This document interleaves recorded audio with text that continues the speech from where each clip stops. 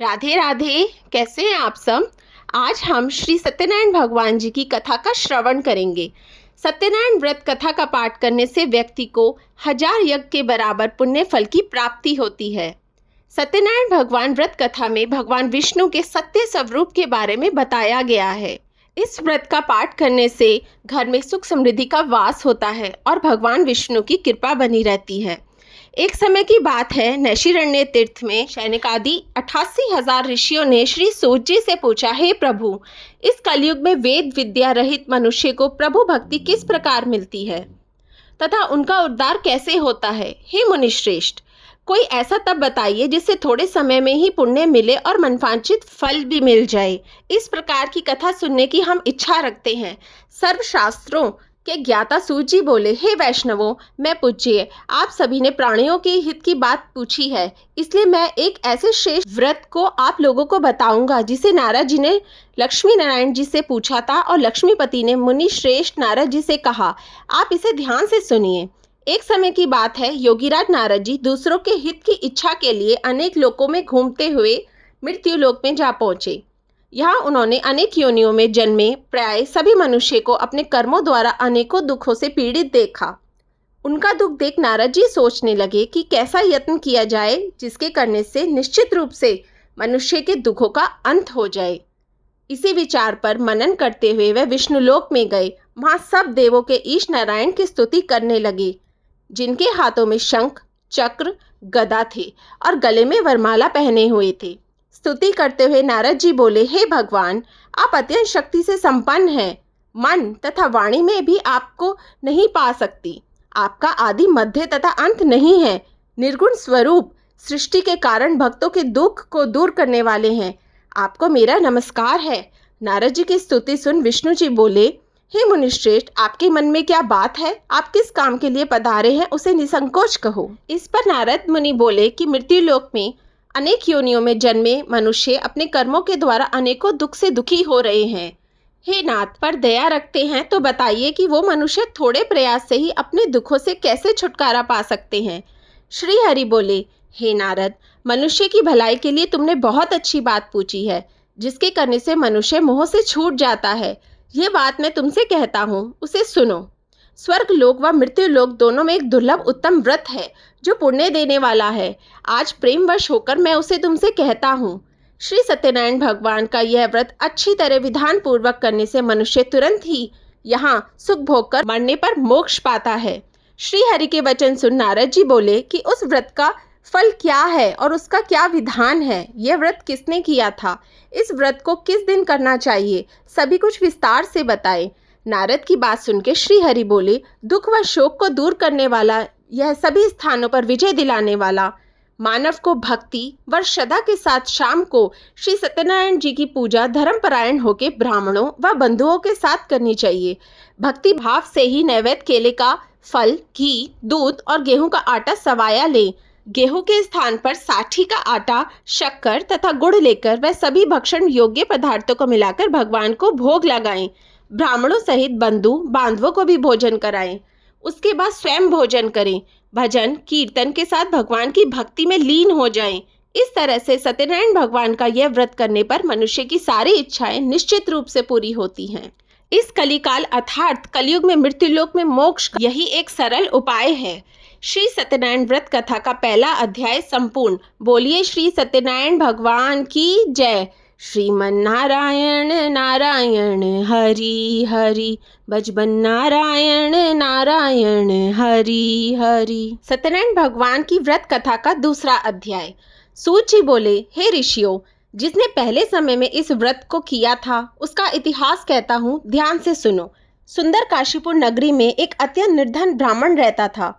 भूख प्यास से परेशान वह धरती पर घूमता रहता था।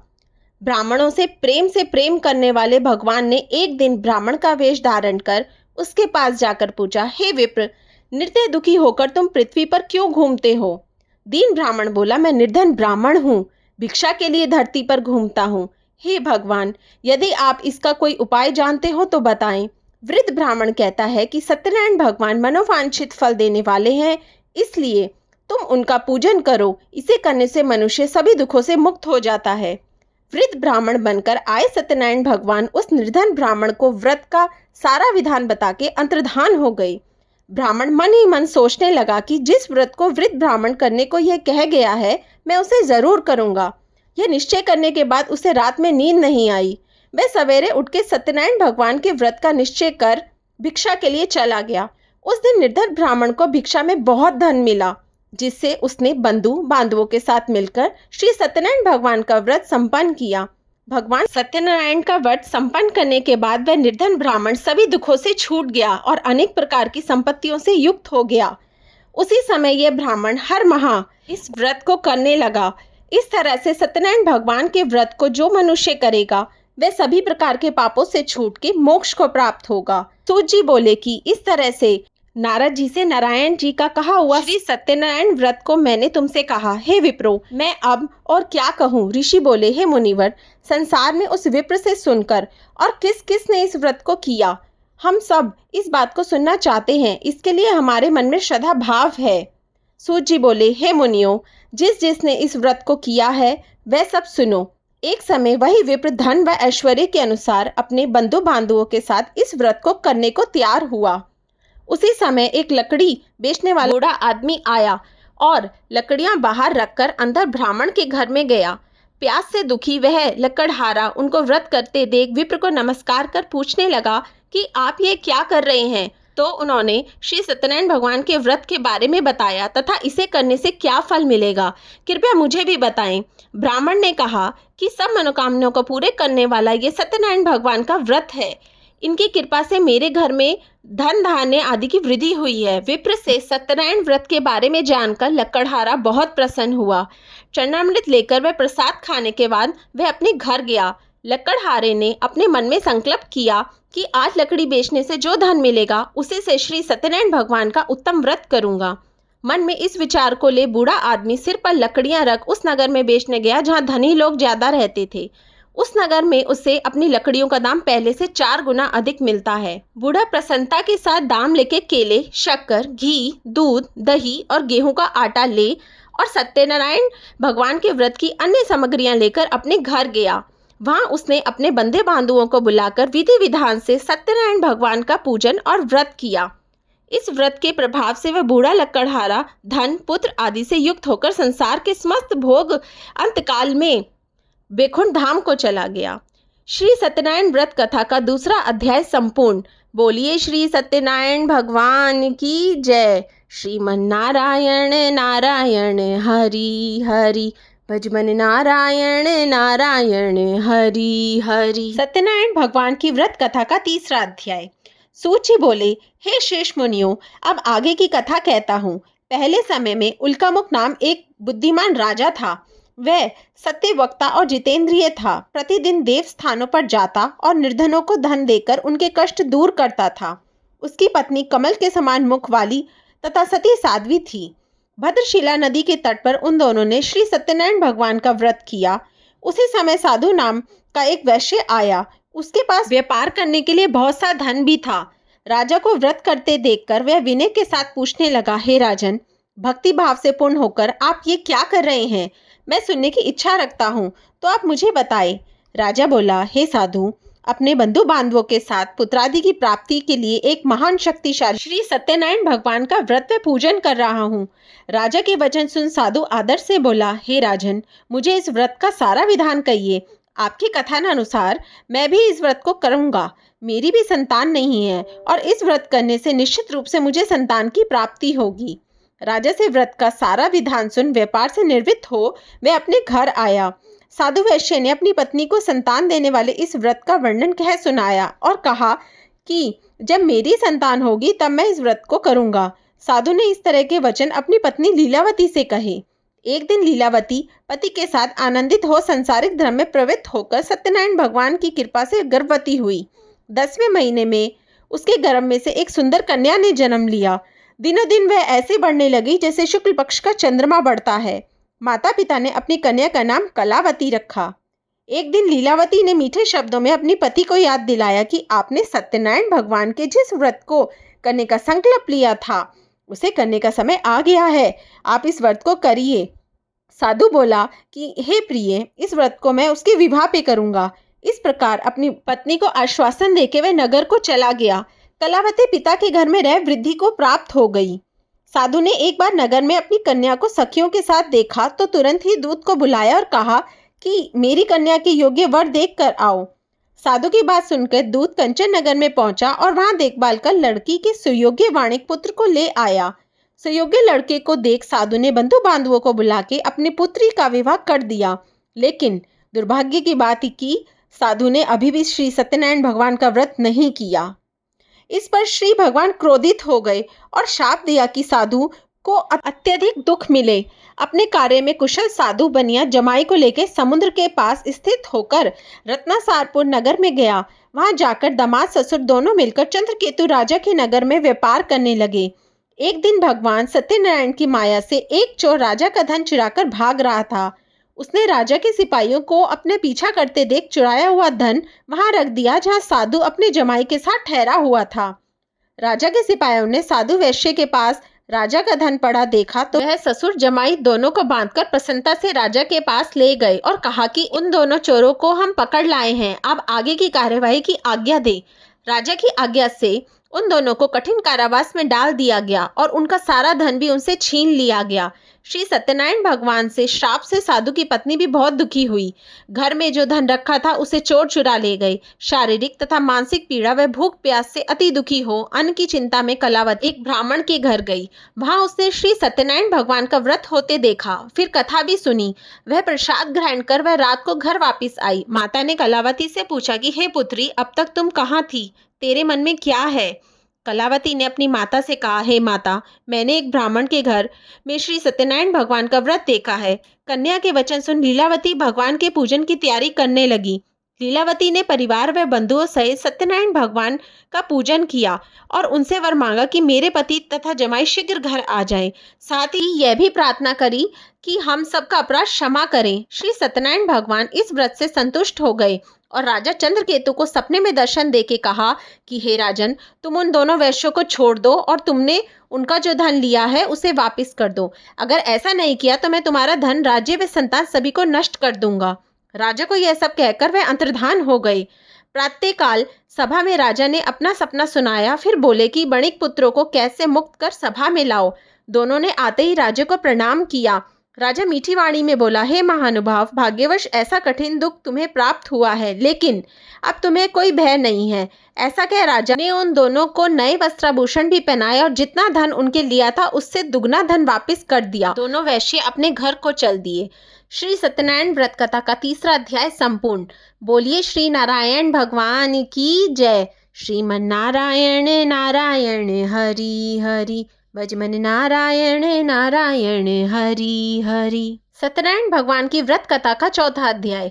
सूत जी बोले, वैश्य ने मंगलाचार कर अपनी यात्रा आरंभ की और अपने नगर को चल दिए। उनकी थोड़ी दूर जाने पर एक दंडी वेशधारी श्री सत्यनारायण भगवान ने उनसे पूछा, हे साधु, तेरी नाव में क्या है? अभिवाणी वणिक हंसता हुआ बोला, हे दंडी, आप क्यों पूछते हो? क्या धन लेने की इच्छा है? मेरी नाव में तो बेल व पत्ते भरे हुए हैं।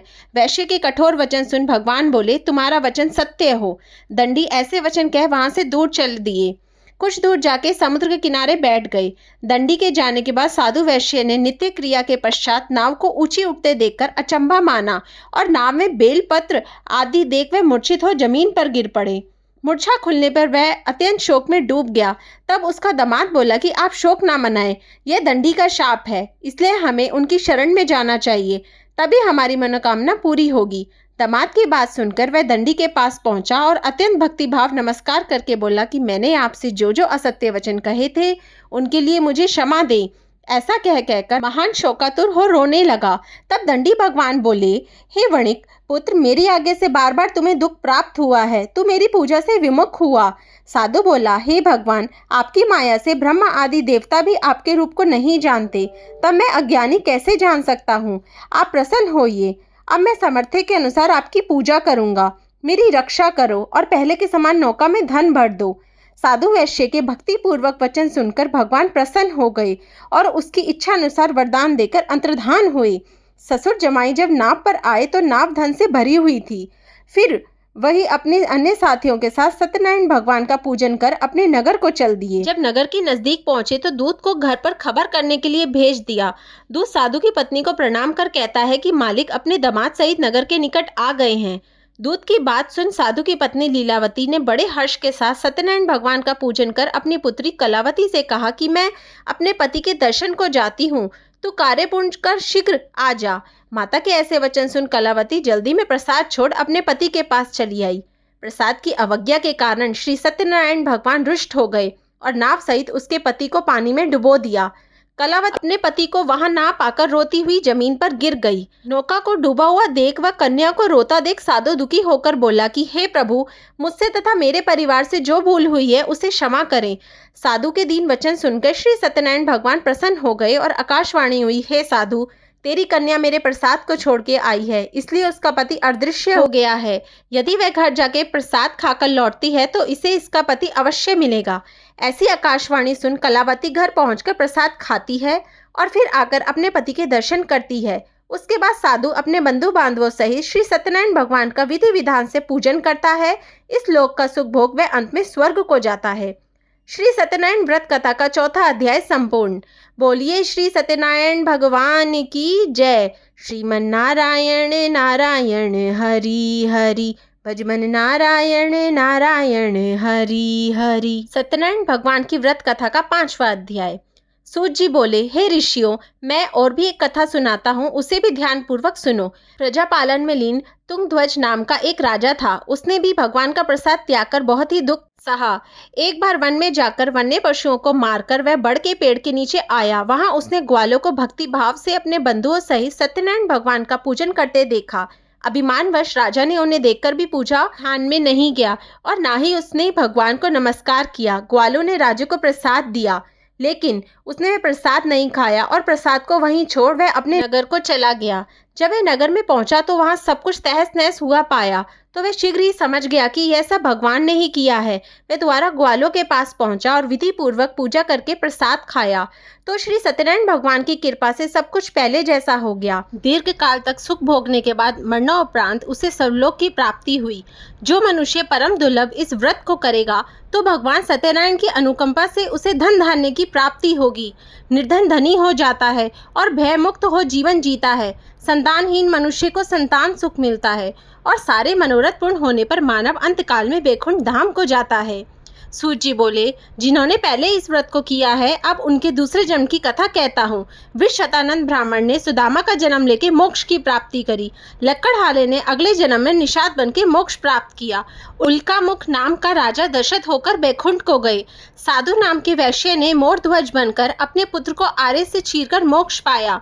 महाराज तुंगध्वज ने स्वयंभू होकर भगवान में भक्ति युक्त हो कर्म कर मोक्ष पाया।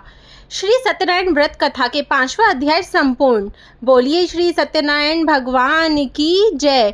श्रीमन नारायण नारायण हरि हरि, भजमन नारायण नारायण हरि हरि। श्री सत्यनारायण भगवान जी की कथा संपूर्ण हुई। श्री नारायण भगवान की जय।